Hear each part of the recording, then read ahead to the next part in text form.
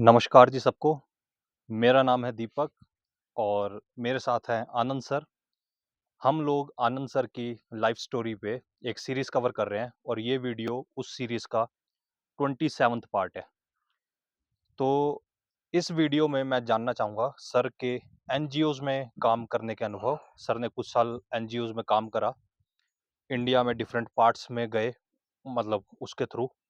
तो आज हम उसका अनुभव सर से जानेंगे। तो सर। तो एनजीओ मतलब नॉन गवर्नमेंट ऑर्गेनाइजेशन। हुँ, एक तो सरकार जो विकास का काम कर रही है तो सरकार की कोई भी संस्था हुई तो उसको जीओ बोलेंगे, हुँ, गवर्नमेंट गवर्नमेंटल ऑर्गेनाइजेशन। तो ये जो गैर सरकारी संस्थाएं हैं ये बहुत सारी हैं। भारत में उनकी संख्या शायद हजारों में होगी और उनको तब मदद करने के लिए कुछ विदेशी भी संस्थाएं हैं, वो भी एनजीओ हैं, गैर सरकारी। और वो फंडिंग करते हैं उनकी, और बहुत बार सरकार भी करती है। भारत सरकार भी उनको पैसा देती है कि भाई आप ये करो, और वो अलग अलग फील्ड्स में काम कर रहे हैं। तो शिक्षा, स्वास्थ्य, इनकम जनरेशन, इन्वायरमेंट वगैरह वगैरह, लगभग जितने भी ये मुद्दे हैं विकास से जुड़े हुए। हुँ, तो मुझे जब पता चला एनजीओज हैं और गाँव में ऐसा काम कर रहे हैं, बहुत रोमांटिक सी एक तस्वीर बनी कि यार मुझे आज तक ये पता क्यों नहीं था। हुँ, मुझे तो इनके साथ काम करना चाहिए। लेकिन जब मुझे देखने का मौका मिला एनजीओ के अंदर, तो न तो गांव वाले ज़्यादा उत्साहित लगे कि भाई क्या हुआ आपके गांव में। तो वैसे ही बोले कि कुछ वो टॉयलेट्स बने, पर हम यूज़ करते नहीं, पानी तो है नहीं, घास घूस रखते हैं उसमें। एक मैंने आर्टिकल लिखा था जो एक मैगजीन ने छापा था, डाउन टू अर्थ एक है मैगजीन का नाम, उसमें वो छपा था। और ये मेरा अनुभव था किसी गांव का। किसी संस्था ने बोला कि उस गांव में हमने बहुत ज़्यादा काम हुँ, किया। तो उन्होंने बहुत सारे टॉयलेट्स बनवाए। तो वहाँ हम लोग गए, हम तो स्टडी करने जा रहे थे, हुँ, हुँ, मैं था, मेरे साथ एक दोस्त भी था, कि एनजीओज क्या कर रहे हैं। हुँ, तो किसी ने हमें ये दिया था काम, एक और एनजीओ ने। हुँ, हुँ, तो पता चला कि वहाँ टॉयलेट्स तो बहुत सारे बने। हुँ। तो हमने कभी मैंने कहा कोई टॉयलेट बताओ तो मुझे थोड़ा यूज़ करना है। देखने लगे एक दूसरे की तरफ कि खाली तो कोई भी नहीं है। खाली कोई नहीं है मतलब? मैंने कहा खाली सब मतलब लोग गए हुए हैं उसमें। हंसने लगे, लोग नहीं, कि घास रखी हुई है। अच्छा। मैंने कहा सब टॉयलेट्स में? कि हाँ, तो और उसको यूज़ तो करना था। अरे मैंने कहा जिस काम के लिए बने, आपके घर में गंदगी करोगी, ये कौन सी समझदारी है। हम पहले से गांव से बाहर जाते रहे हैं, आधा किलोमीटर दूर घरों से। घरों से, हुँ, गांव से। हुँ, तो घर में क्या जरूरत है, वहाँ के गड्ढा खोद दो, एक बूढ़ा कहने लगा, और वहाँ आप करो टॉयलेट, फिर उसको कवर कर दो तो खाद भी बनेगा। और अरे मैंने कहा तो बनवाए क्यों? कि जी वो कहने लगे कि हम मतलब स्कूल में बनाएंगे आपके लिए, स्वास्थ्य का भी काम करेंगे, और जड़ी बूटियों का भी ज्ञान देंगे। तो हमने सोचा अब ये, लेकिन कि सबसे पहले हम टॉयलेट्स बनाएंगे। तो हमने सोचा अगर हम ना बोल देंगे तो तभी और जो बात कर रहे हैं शायद वो भी तब नहीं वो करेंगे। वो भी नहीं करेंगे, तो बनाने दो इनको। तो खैर, असली बात ये है कि जो ह्यूमन इवोल्यूशन है, उसको सेंटर में अगर हम नहीं रखेंगे, तो कोई समाज सेवा का काम जो है वो ज़्यादा सफल होने वाला नहीं। और एनजीओ की फिलॉसफी में, अब कोई बिरला कोई एनजीओ का अलग बात है, ये तो होता ही नहीं। ये होना चाहिए जब वो बोलते हैं ना, प्रोजेक्ट प्रपोजल लिखते हैं कि एम, ऑब्जेक्टिव, एक्टिविटीज़ वगैरह वगैरह। असली एम होना चाहिए इंसान को बेहतर इंसान कैसे बनाएं, ह्यूमन इवोल्यूशन कैसे हो। और तब एक गाँव को एक यूनिट की तरह ले लें कि भई इस गाँव में सबसे पहले एक माइंड फील्ड बनाएँगे, सब लोग एक हो जाएँ, ऐसा कुछ करें। तो वो उस गाँव वालों के जो विश्वास हैं, उससे होगा। तो रिलीजियस विश्वास सबके हैं गाँव में, भारत के गाँव में तो हैं ही, उसका यूज़ कर सकते हैं। वो जिस भी चीज़ को मानते हैं, उसके भजन करो आप, सब आ जाएँगे। हुँ। हुँ, सब हुँ, आ जाएँगे तो तब धीरे, धीरे, धीरे उनमें आपसी प्रेम बढ़े, पहली बात ये होनी चाहिए। हुँ, और उसके बाद तब ये चीज़ें आती हैं कि भई एक्चुअल नीड क्या है हुँ, वगैरह, वगैरह। हुँ, लेकिन अभी स्टाइल क्या है कि ये लोग तय करते हैं बिना लोगों को ठीक से जाने कि भई क्या-क्या ज़रूरत है। तो ये मैंने सब जगह देखा फंडिंग एजेंसी से लेके और जो इम्प्लीमेंट करते हैं वहाँ तक। अब जहाँ-जहाँ लोकल लोग हैं उन्हीं गाँवों के लोग मतलब एनजीओ में भी हैं, जिन गाँवों में काम हो रहा है, उनको पूछो, वो कहते हैं, "जी हमारी बात तो कोई सुनने वाला है नहीं। इन चीज़ों की ज़रूरत अभी है ही नहीं जो-जो ये कर रहे हैं।" तो हमने कहा, "तुम भी तो हो भई, तुम भी करवा रहे हो। अब हम तो की नौकरी कर रहे, हमारी बात कोई सुनेगा नहीं।" तो लेकिन असली बात तो समझ आती नहीं लोगों को कि ये ह्यूमन इवोल्यूशन पे काम होना चाहिए। तो ख़ैर मैंने सारे एनजीओज़ देखे और सब जगह यही कहानी। कुछ का काम ज़रा ज़्यादा अच्छा, कुछ लोग ज़रा ज़्यादा सिंसियर वग़ैरह, वग़ैरह। लेकिन एक्चुअली जो असली चीज़ है, उसको कोई छू नहीं रहा। फिर मैंने कहा यार ये भारत में सफल कहानियाँ कहाँ-कहाँ होंगी। तो एक मिला ये जो पांडुरंग शास्त्री जी ने किया। पांडुरंग शास्त्री जी हुए महाराष्ट्र में। उन्होंने कहते हैं कि 1000 करीब गाँव बदल दिए। अच्छा। हाँ, और उनके बारे में जानकारी बहुत कम है। इंटरनेट पे भी शायद उन्होंने जानबूझ के नहीं डालने दी। उनकी डेथ के बाद अब कुछ-कुछ चीज़ें डल रही हैं। लेकिन कहते हैं कि महाराष्ट्र और गुजरात के 1000 गाँव उन्होंने बदल दिए और उनकी अप्रोच ये थी, रिलीजियस अप्रोच थी और इसलिए वो काम कर गई। अच्छा, या एकदम सेवा का, एकदम आप खुद ही सेवा कर रहे हैं जेन्युइनली जैसे बाबा आमटे जी का था। बाबा आमटे जी ने ये जो लेपर्स हैं जिनको स्किन की ये बीमारी हो जाती कोढ़ है, कहते हैं जिसे। कोढ़, तो उनका खुद से मतलब उनकी सेवा करनी शुरू कर दी। उनको ला-ला के वकील थे, वकालत छोड़ दी, यही करने लग गए। जैसे मदर टेरेसा जी का है। तो ये ऐसे उदाहरण हैं कि दिल को छूने वाले। इन्होंने दिल से शुरू किया और जेन्युइन सेवा से शुरू किया। और ये पांडुरंग शास्त्री जी के भी केस में कोई पेड वर्कर नहीं, सैलरी का कोई चक्कर नहीं। उनकी मैं थोड़ी-सी कहानी सुना देता हूँ, हाँ जी। क्योंकि बहुत सारे व्यूअर्स में से ऐसे होंगे लोग जो कि आगे चल कर के समाज के लिए कुछ करेंगे। तो पांडुरंग शास्त्री जी के बारे में वही थोड़ा स्टडी करना।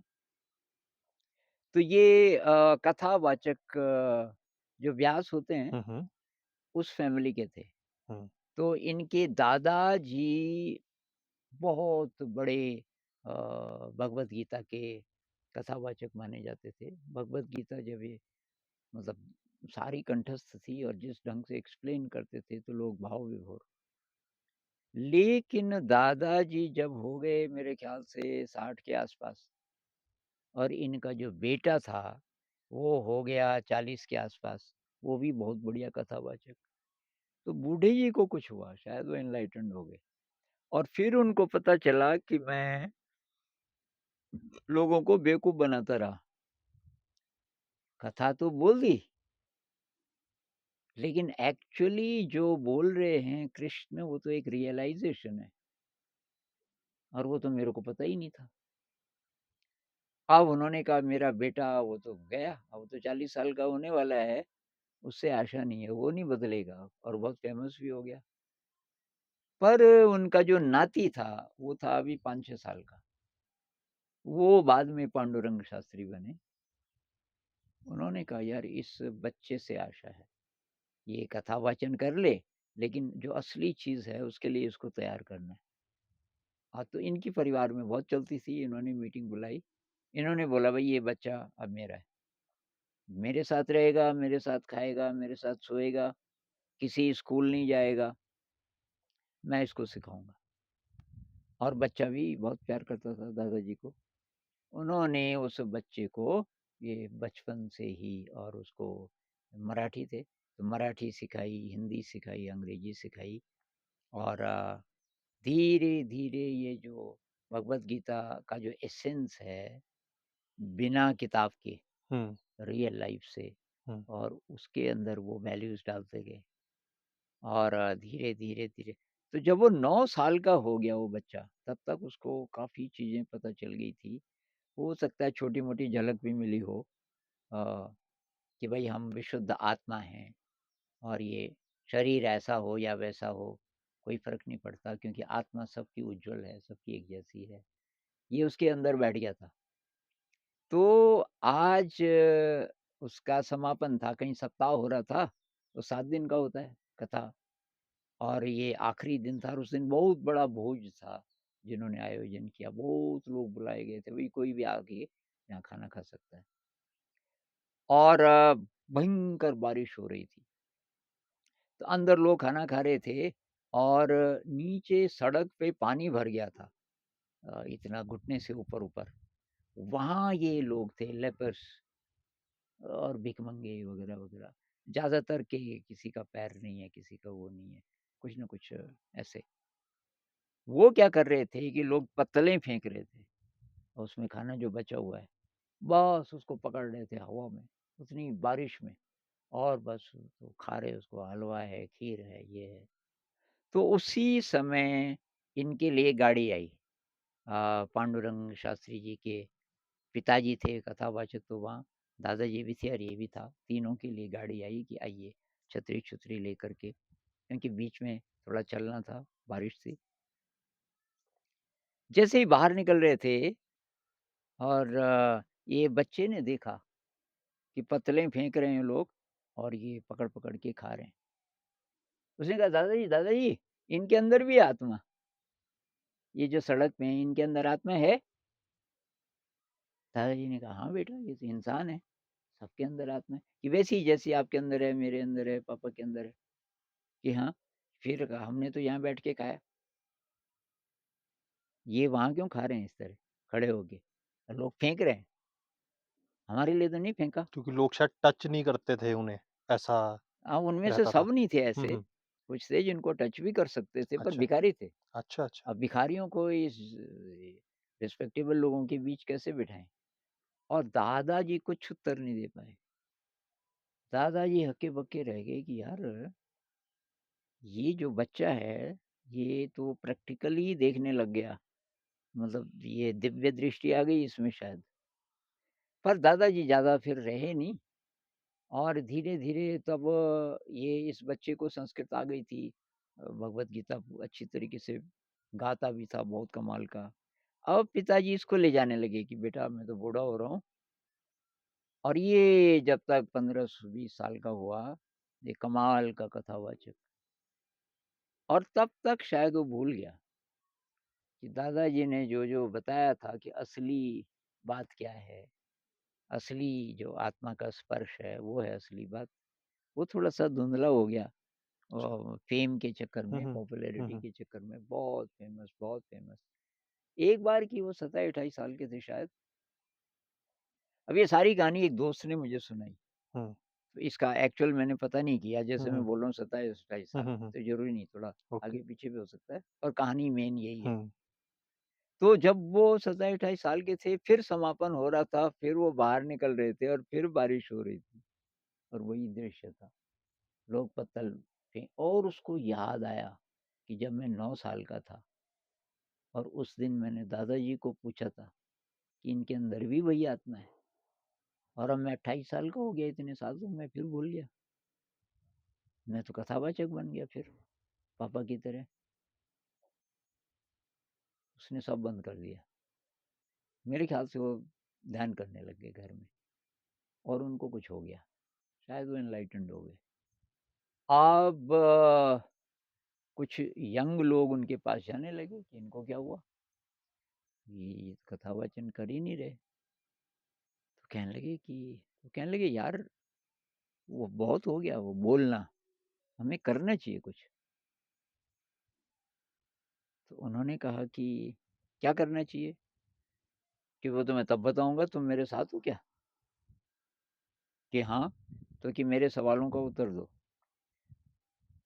और जिसको बात ठीक से समझ आएगी उसको मैं अपना साथी बनाऊँगा। तो उसको बोलते हैं त्रिकाल संध्या। तो 3 सवाल पूछते थे और हर एक को बोलते थे कि हर एक को यही 3 पूछना कि तुम जब खाना खाते हो, तुम्हारा कंट्रोल कहाँ तक है? मुँह तक है। थोड़ा चबा सकते हो या नहीं चबा सकते। निगल दिया, वहाँ तक भी कंट्रोल है। पेट में चला गया। एक बात बताओ, उसके बाद उसका क्या-क्या, क्या-क्या बनेगा, तुमको पता है? तुम्हारे कंट्रोल में है कि नहीं जी? तो कौन बनाता है? तुम नहीं बनाते ना। जिसको तुम मैं बोलते हो मतलब तुम्हारा कंट्रोल जहाँ तक चलता है, तो यहीं तक चलता है। और अभी तो उसकी असली यात्रा शुरू हुई ही नहीं। भोजन से जो शक्ति बनती है, वो तो कोई और शक्ति फिर करती है। तुम नहीं करते। अब साइंस वाले बोल सकते हैं शरीर अपने आप करता है। भई अपने आप करता है पर तुम नहीं हो उसमें। तुम्हारे बिना ये हो रहा है। किसी और की मर्ज़ी हो, तेरी मर्ज़ी नहीं है। फिर वो बोलते थे जब तुम सो रहे हो, अभी जागृति है, जागृति है, जागृति आपको याद है? आज सोमवार है और ये है और वो है। एक क्षण के बाद नींद आती है। इस याद को स्विच ऑफ कौन करता है? और कोई दूसरा जगत को स्विच ऑन कौन कर देता है? वहाँ तुम्हें अब कुछ याद नहीं। क्या सोमवार है और ये है और पता नहीं तुम कहाँ हो और बस एक्सेप्ट कर ले रहे हो।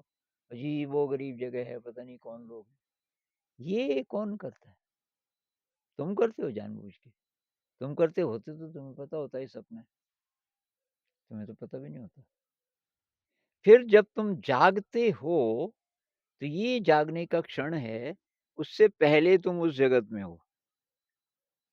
तुम कहीं जा रहे हो, 4-5 लोग, बहुत विचित्र जंगल सा है, नीचे नदी है, ये अचानक तुम्हारी नींद खुली।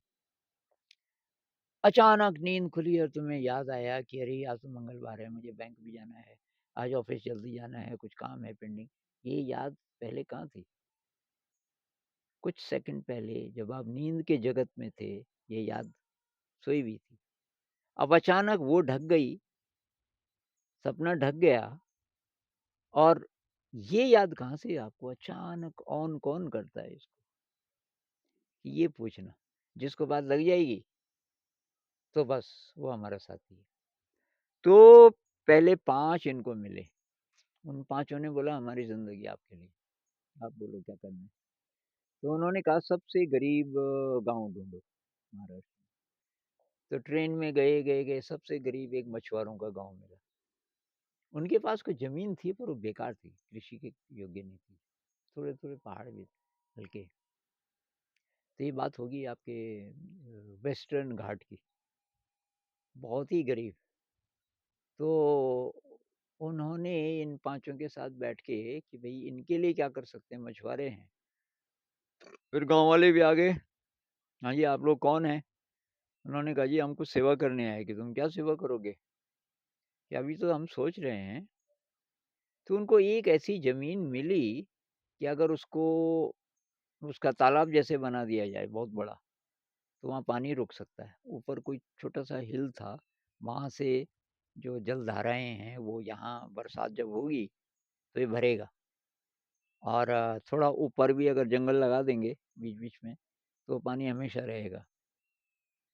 तो उन्होंने गाँव वालों को बोला भई हम ये सोच रहे हैं, उसमें तब मछली डाल दो आप और तब आप समुद्र में तो अब पक्का नहीं है ना कि कभी। उन्होंने कहा जी ये हो जाए फिर तो बात ही क्या है, पर ये तो बहुत बड़ा काम है। इतना बड़ा तालाब बनाएगा कौन? अरे कि वो हम बनाएँगे। तो सब हँसने लगे। तुम तो 5 ही लोग हो, 5 और 1 6। तो उन्होंने कोई दिन चुना महीने का जैसे पूर्णिमा। उस दिन की हम सेवा करेंगे और व्रत रखेंगे। लोगों ने बोला व्रत का मतलब क्या? कि वहाँ से नहीं खाना, उन गाँव वालों से वज़न नहीं लेना और कि सेवा का मतलब है कि कोई किसी से पैसा नहीं लेगा। आप कहीं दूर से आ रहे हो, तुम बोलो जी कि मेरे को किराया दे देना और ये दे देना, कुछ नहीं। और अपना खाने-पीने का भी इंतज़ाम लेके आओ या वैसे रॉ फूड ले आओ, उसको यहाँ पकाएँगे वग़ैरह सब। किसी पे निर्भर नहीं रहना, ना इन गाँव वालों पे और ना अब तो उन्होंने बोला कि अब तुम कहीं अगर और लोगों से बात करना चाहो पर ये 3 सवाल पूछना, जिनको लग गई बात वो आ जाएँगे। तो अगली बार वो जब गए तो ये काफ़ी सारे थे 60-70 थे। इन्होंने गाँव वालों को बोला तुम्हारे पास कुछ औज़ार हैं? तो कुछ थे खोदने-खादने वाले वग़ैरह-वग़ैरह। ख़ैर केवल 24 घंटा काम, रात-दिन शिफ्ट में और बस कि अब 1 महीने बाद आएँगे। और ऐसे-ऐसे में उन्होंने ढाई 3 महीने में वो तालाब बना दिया और वो उनकी संख्या अब हज़ारों में हो गई। अगली डेट पे कौन-कौन तैयार हैं? हज़ारों और उसमें बड़े-बड़े इंजीनियर भी, ये भी, वो भी। अभी इंटरनेट तो आया नहीं था, ये बात कब की होगी 70s 80s की होगी पता नहीं। पर धीरे-धीरे इन्होंने वो बनाना शुरू कर दिया। आजकल जो कंप्यूटर में होता है ना, फटाक से पता चल जाता है कितने लोग हैं, कहाँ-कहाँ के हैं वगैरह-वगैरह।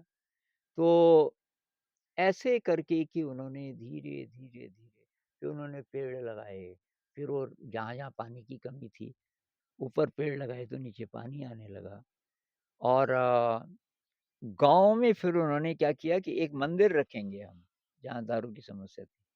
आपके घर में ये मंदिर जो बोलेगा, लेकिन भाई उस 1 हफ्ते में दारू नहीं पीनी। दारू नहीं पियोगे, स्मोक नहीं पियो कुछ नशा नहीं। बोलो, आपके घर में मंदिर और वो पांडुरंग शास्त्री जी रखवा रहे हैं, तो शुभ होगा।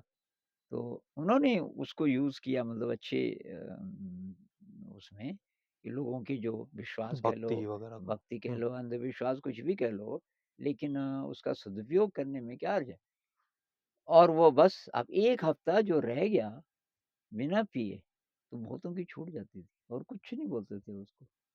और ऐसे करते फिर वो उसमें फंड्स आने लगे, लोग मदद तो कहते हैं कि उनका 2 साल के अंत में कितना करोड़ हो गया, 14-15 करोड़ रुपए आ गए।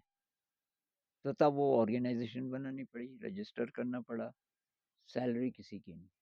कि 2 साल बाद उन्होंने कहा भई इसका ऑडिट करो। ऑडिट करना पड़ेगा अब तो, जब एनजीओ है तो, हिसाब-किताब देना पड़ेगा। 15 चार्टर्ड अकाउंटेंट आ गए सेवा में, कि ये सब हम करेंगे, हम काम बाँटेंगे, करो। तो वो जो सीए लोगों ने पूरा सारा काम उनका तब से अब क्या है पता नहीं, लेकिन जिस दोस्त ने मुझे बताया, उसने बोला कि सचमुच वो आसानी से बोलता नहीं था। उसका भी एनजीओ था और बहुत डिससैटिस्फाइड था कि यार कुछ हो नहीं रहा। लेकिन वो थोड़ा शॉर्टकट में रहता था कि किस ट्रिक से लोग काम करेंगे। एक्चुअली स्पिरिचुअल बहुत डीप पर वो नया-नया देख के आया था, उसने कहा यार वहाँ तो हो रहा है, वहाँ तो हो रहा है। मैंने कहा तुझे कैसे पता? तो ये सब तो उसने बताया ही, उसने कहा मैं देखने गया। तो कहने लगा कि मेरे को ले गए वो, कि कहाँ जाना चाहते हो? तो मैंने कहा, "भई सबसे गरीब इलाका कहाँ है जहाँ तुमने काम किया?" तो एक स्लम में ले गए वो। फिर कि मुझे डाउट हुआ कि यहाँ पहले से इन्होंने तैयार किया होगा। उसने कहा, "आप कुछ मुझे रफ़ मैप दे सकते हो, कहाँ-कहाँ हैं तुम्हारी फैमिलीज़?" तो उन्होंने कहा, "फैमिलीज़ तो कई 100 हैं यहाँ।" कि कहाँ ले जाना चाह रहे हैं? कि वहाँ कि नहीं, वहाँ नहीं जाऊँगा। इधर है कोई फैमिली? कि हाँ है, तो इधर ले जाओ। तो कि मेरे को उन्होंने छोड़ दिया कि आपको हम 2 घंटे बाद ले लेंगे यहाँ से। एक औरत थी कि अंदर बैठी हुई, 50-52 साल की होगी। कुछ हाथ का काम, कुछ हैंडीक्राफ्ट कुछ कर रही थी और कि उसके चेहरे पे ऐसी शांति, ऐसे ब्लिस की फीलिंग और कि मुझे कि बैठ जा बेटा के मेरा दूसरा होगा 35 एक साल का और कि ध्यान से देखने लगी, बहुत प्यार से लेकिन एक्स-रे की तरह। मुझे लगा कि वो मैं सब देख ले रही है मेरे अंदर तक क्या-क्या है और कि उसने पहला ही सवाल पूछा, "बेटा तुझे पता है तेरे अंदर परमात्मा है?" और कि मैं हाँ ही नहीं बोल पाया। क्योंकि उसने बोला कि तुझे पूरा विश्वास है तेरे अंदर वो सर्वशक्तिमान है और कि मैं नज़र नहीं मिला पाया, मेरी गर्दन नीचे हो गई। उसने कहा बेटा फिर तो गरीब कि तुम जो संस्था वाले बात करते हो ना कि गरीब और गरीबी रेखा के नीचे कौन है, तो गरीबी रेखा से काफ़ी नीचे बेटा, क्योंकि तेरे को तो असली बात कुछ पता ही नहीं। पैसा होगा, गाड़ियाँ होंगी, उसने बोला हाँ, क्या पता 2-2 होंगी, उसके बाद 2 थी, कि मुझे बड़ी शर्म आई कि हाँ जी 2 हैं। और घर भी होगा, बैंक में पैसे होंगे, बच्चे अच्छे स्कूल में पढ़ते होंगे, महँगे। समाज के हिसाब से जो बेस्ट हो सकता है किसी के पास शायद तेरे पास है, लेकिन बेटा तो कंगाल है, तो बहुत गरीब है। और कि मेरे आँसू आने लगे क्योंकि वो एकदम 100% सही लगी मुझे बात। उसने बोला बेटा यहाँ काम करने की ज़रूरत है, अपने साथ, भूल जाओ समाज को, रईस बनो पहले अंदर से। अब मैं ये नहीं कहती कि ये सारे साधन-सूधन, अब मेरे पास तो साधन है भी नहीं, और मुझे ज़रूरत भी नहीं है। अब पहले की मैं 2-4 जगह बर्तन मलती थी, 2-4 घरों में, बच्चे पढ़ रहे थे, थोड़ी एंग्ज़ायटी रहती थी, इतना पैसे कैसे होगा? कि फिर मैंने सब भगवान जी पे छोड़ दिया कि यार उस काम में टाइम वेस्ट होता है बहुत, मुझे ध्यान के लिए समय नहीं मिलता। तो मुझे ऐसा काम चाहिए कि मैं ये घर में ही बैठी रहूँ अकेले, काम भी हो जाए, मेरा ध्यान भी हो जाए। और के बाद जैसे ये इच्छा पैदा हुई मुझे कि ये काम मिल गया। किसी ने बोला कि तुमको सिर्फ ये आती है स्वेटर बुननी? तो कि मेरे को आती थी। मैंने कहा हाँ, बुननी तो आती है। कि अगर तुम महीने में इतने बुन लो मतलब 15-20 स्वेटर तो हम ले लेंगे इस रेट पे और धागा हम देंगे और बुनवाई इतनी होगी, वो भी बहुत ज़्यादा पैसे देने लगे। बस मैं वही करने लगी और बहुत ज़्यादा नहीं करती कि मैं, ऐसे 1.5-2 घंटे बीच में मन किया तो स्वेटर बुन लिया, नहीं तो मैं ध्यान करती हूँ।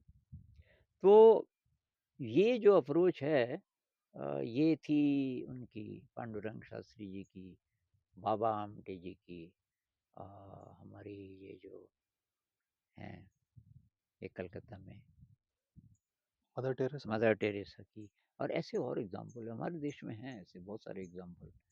इसके बाद आता है थोड़ा मिशनरी जिनमें है, तो एक साउथ में कर्नाटक में मतलब बैंगलोर से हम पूरी रात चले एक बस से, तब पहुंचे थे वहाँ धर्मस्थल। तो कोई जैन टेम्पल है और 800 साल से पुराना इतिहास है। तो अभी जो करंट उसके पुजारी थे, अब ये बात है 90 के आसपास की, तो मतलब ये तो 30-35 साल पहले की बात है। तो उन लोगों ने बहुत अच्छा काम किया। वो क्या करते थे, जैसे किसी ने अप्रोच किया कि साहब हमारे लिए कुछ कीजिए, बहुत गरीब हैं, तो बोलते थे कि चल तेरे पास ज़मीन है? कि हाँ जी ज़मीन तो है। कहाँ है? कि जी इतनी इतनी इतनी। तो एक हम कुछ परिवारों में गए थे, एक परिवार में गए, वो बता रहा था कि जब उन्होंने ज़मीन देखी, उन्होंने बोला देख भाई, हम तेरे को 50 नारियल के पौधे देंगे, उनको लगा दे तू, और 6 महीने बाद देखेंगे उन 50 में से कितने ज़िंदा हैं और किस हालत में। अगर ठीक-ठाक तूने उनकी देखभाल की, तो हमें पता चल जाएगा तू कुछ कर सकता है। बस कि मैं हर समय कि पानी बहुत नीचे था, वहाँ से 100 मीटर ऐसे चल के और फिर 50 मीटर नीचे एक खड्ड सा था, वहाँ था पानी। वहाँ से कि मैं कंटर में पानी रात-रात भर भी, और सिंचाई करने के लिए फिर बाढ़ की जंगली जानवर आ जाते थे। मैंने कि सबको बचाया, एक नहीं मरने दिया। 6 महीने बाद वो आए कि बहुत खुश, क्योंकि उन्होंने बोला अब ये तो इल्लीगल ज़मीन थी ना वो उसके जंगल के अंदर। हम्म। तो उन्होंने बोला तू चिंता मत कर, अब ज़रा ज़्यादा ज़मीन घेर दे हम्म। और बाढ़ के लिए कंटीली तार-तूर हम दे देंगे। हम्म। और अब तब 10,000 केले के सैपलिंग्स देंगे हम, 10,000, और वो लगाने हैं तुझे। तो कि 3 साल हो गए, अब मुझे ट्रक की ज़रूरत पड़ती है। इतने ये केले होते हैं कि मैंगलोर हम्म। वहाँ से कुछ किलोमीटर था, वहाँ ले जाने के लिए। तो उनका भी काम बहुत ज़्यादा अच्छा था, और उसका कारण ये था कि मैंने कभी देखभाल कौन करता है? ये जो कॉलेज स्टूडेंट्स को हम बोलते हैं कि देख भाई ऊपर वाला है देखने वाला, तेरे ऊपर कोई नहीं है। अब ये ऐसा-ऐसा काम है, बीच-बीच में जाके तुझे केवल देखना है, जहाँ अच्छा नहीं चल रहा उनको इंस्पायर करना है वगैरह।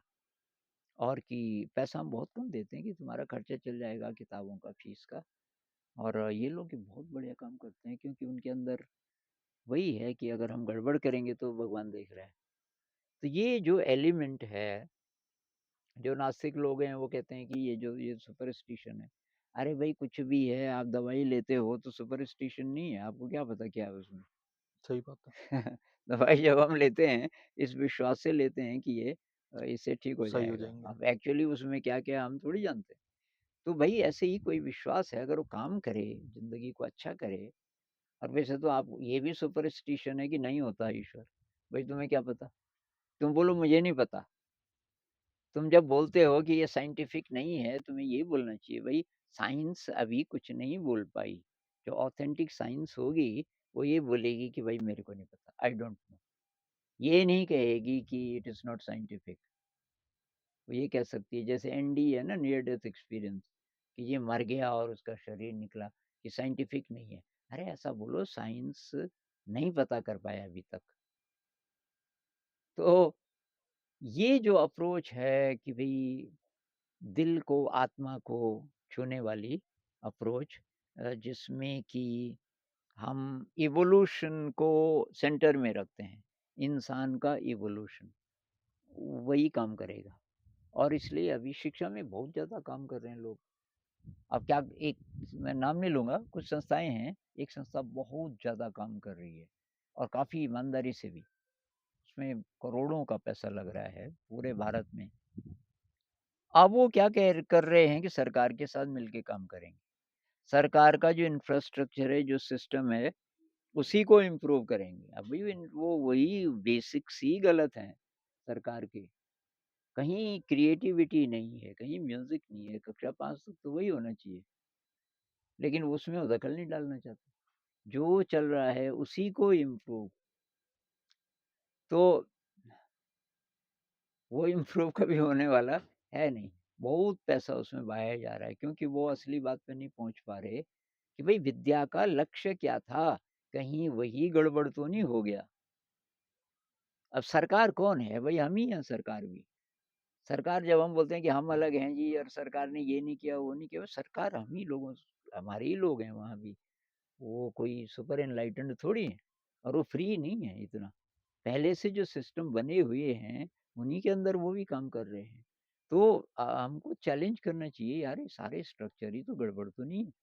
जिस तरीके से स्कूल चल रहे हैं, ये हमारे जो ऋषि-मुनि बोल गए, सा विद्या या विमुक्तये, उस पे चल रहे हैं। यहाँ के जो प्रोडक्ट्स हैं, क्या वो अच्छे इंसान बनेंगे बड़े होकर के? ये जो कॉम्पिटिटिव एग्ज़ाम है, क्यों रखा हुआ है? 1000 में से 1 निकलेगा। 1000 लोग जो समकक्ष हैं, लगभग बराबर तैयारी है, 1 निकलेगा। 999 काबिल थे, ऐसा नेचर में और कहीं नहीं होता कि सब काबिल थे और आपने कुछ को रिजेक्ट, ज़्यादातर को, 999 को रिजेक्ट कर दिया। ये सारा सिस्टम बदलेगा कैसे? जब आप बोलोगे कि ये जो सिस्टम है हम उन्हीं को सपोर्ट करेंगे। यहाँ गड़बड़ हो रही है। तो सर आज की इस वीडियो में हम इतना ही रखते हैं। मेरे कुछ फ़ॉलो अप क्वेश्चन्स हैं, हाँ, हाँ। पर मैं वो अगली वीडियो में हुँ, आपसे पूछूँगा। ठीक, ठीक है? ठीक, तो अभी के लिए थैंक यू। ठीक।